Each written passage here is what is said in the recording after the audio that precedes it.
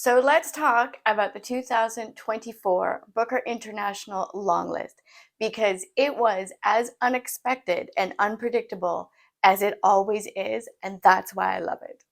Hi, my name is Kim, and welcome back to my channel. If I am new to you, I am a lover of literary fiction as well as a huge follower, as you can guess from the name of my channel, of the Booker Prize, the International Booker, the Women's Prize, and Canada Reads. But today, it's all about Booker International. So let's talk about the 13 individual books.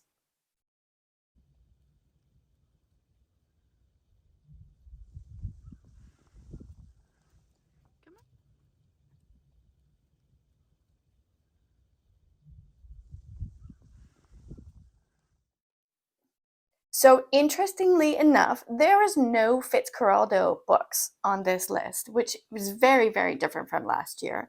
I also haven't read any from this year's list, which is not unusual. And I got a 0 in terms of correct predictions, which is also very, very typical.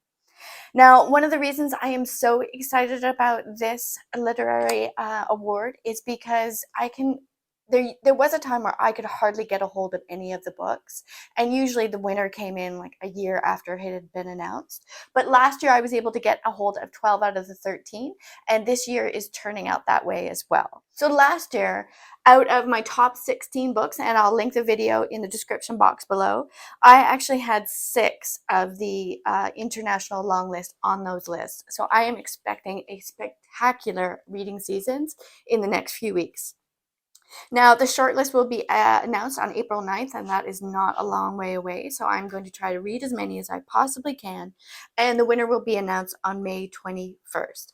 Now, interestingly enough, the judges announced that the selection features books that speak of courage and kindness, and of the vital importance of community and of the effects of standing up to tyranny. It's very appropriate for this political climate. And a quarter of the list was written by South American authors, and there are 10 original languages. There are 9 authors and 9 translators who are longlisted for the first time.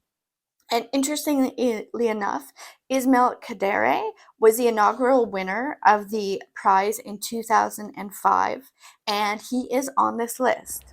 So let's get talking about the books.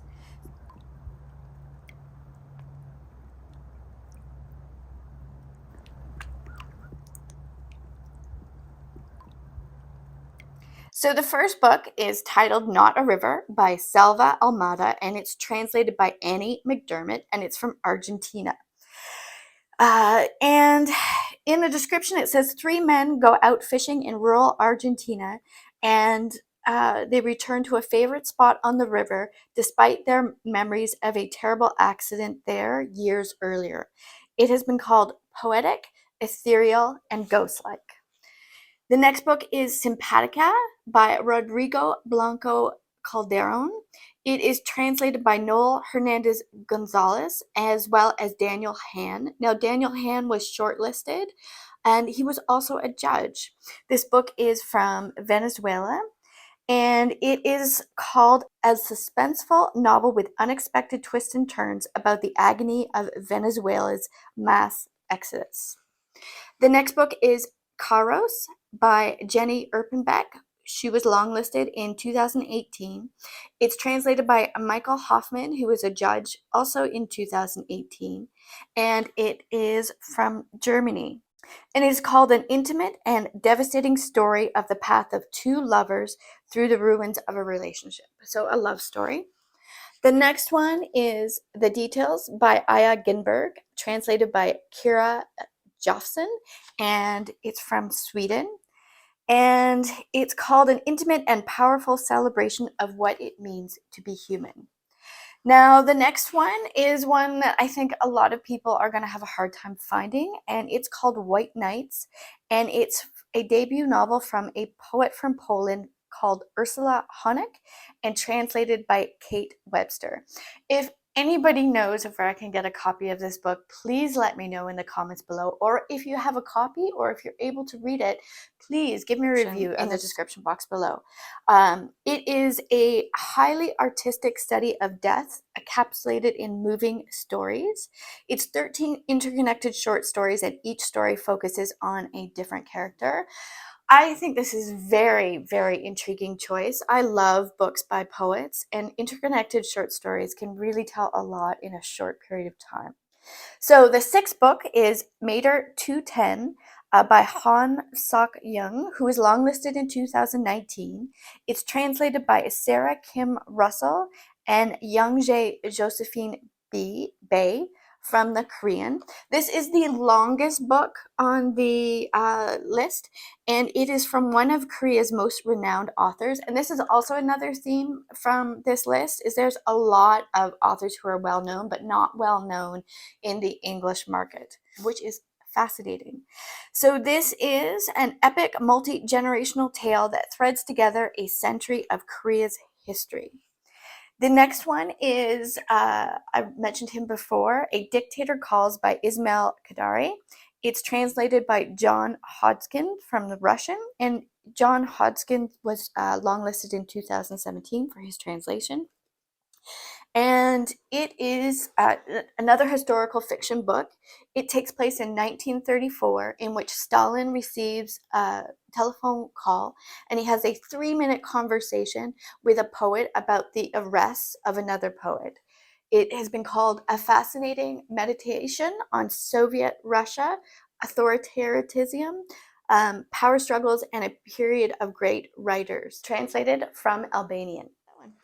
So the next one is an intriguing choice, and it is called The Silver Bone by Andrei Kurkov, and it is translated by Boris Dranluk from Russian. And he was longlisted last year for Jimi Hendrix Live in Lviv. And thank you so much to the viewer who left a comment and told me that his book had just came out, and I was able to get it from the library.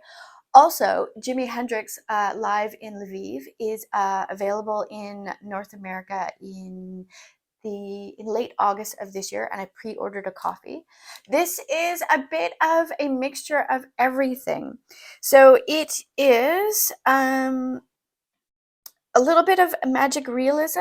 My library has put a mystery symbol on the side. It has been marketed as a historical crime novel. There are elements of magic realism as well as the supernatural, and it's a detective story that's set in 1919. And what has been said about it is that it crafts a propulsive narrative that bursts to life with rich historical detail. And the number 9 book that was listed is What I'd Rather Not Think About by Gente Postuma. And she is from Amsterdam. It is translated from the Dutch by Sarah Timmer Harvey. And this has been called a deeply moving exploration of grief, told in brief, precise vignettes and full of gentle melancholy and surprising humor. The next one is Lost on Me. It is written by Veronica Romero and translated from Italian by Lee Janesco. And this has been called a seductively exploration of the slippery relationships between deceitfulness and creativity. And in 11th place is, I think it's the second longest on the list, is The House on Via Gemento by Domenico Sternoni, who is rumored to be the partner of Elena Ferrante. And if you've never read Elena Ferrante before, read Days of Abandonment or The Lost Daughter. They will break your heart in all sorts of ways. Now, this is the oldest book on the list. It was originally published in 2001, and it's translated by Una Streninsky. And he is also a very well-established author that is just breaking onto our scene.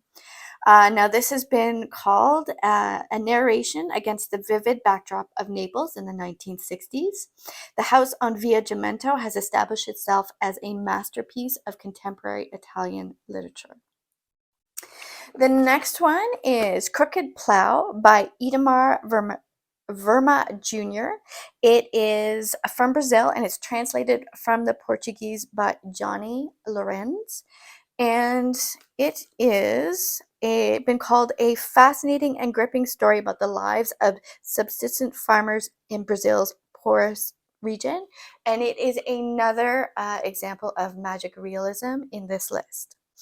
And the last but not least book is Undiscovered. And it was written by Peruvian author Gabriela Weiner, and it is translated from the Spanish by Julia Sanchez, who was shortlisted for her work last year in the International Booker. And it is a provocative autobiographical novel that reckons in the legacy of colonialism through the woman's family ties. And there are kudos from Valerie Luinzia, author of Lost Child Archive, and she calls this an intimate story from the family archive that is also the infamous history of our continent, as well as shout outs from other Booker International authors, Maria Enriquez and Samantha Schweblin. So that's the list for 2024. I am able to get a hold of 12 out of the 13 books, which I think is absolutely fantastic for here in Canada. And I am intrigued to get to all of them. And hopefully I'll be able to read a good portion of them before the shortlist is announced in just a few weeks.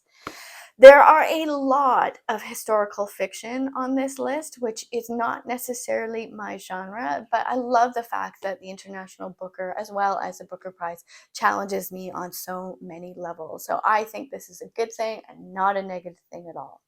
So thank you so much for spending your time with me. Please like and subscribe in the subscription box below. In the next couple of weeks, I'll be doing individual reviews of the books from the International Booker as well as the Women's Prize. So thanks again, and I hope to see you in my next video. Bye.